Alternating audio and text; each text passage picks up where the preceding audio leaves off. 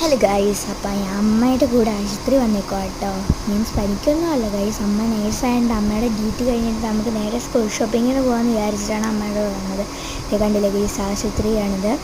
അവിടെ വെളിയിലോട്ട് നമ്മളിപ്പോൾ റെസ്റ്റിംഗ് റൂമിലാണ് ഇരിക്കുന്നത്.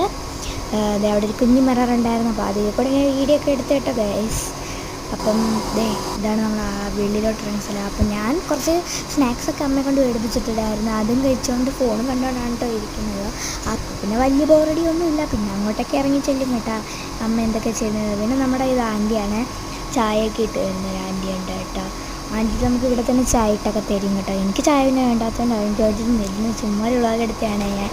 പിന്നെ അപ്പം എനിക്ക് ദാഹിച്ചു. അപ്പം ഞാൻ വെള്ളം കുടിക്കാനായിട്ട് ബോട്ടിൽ പറഞ്ഞു.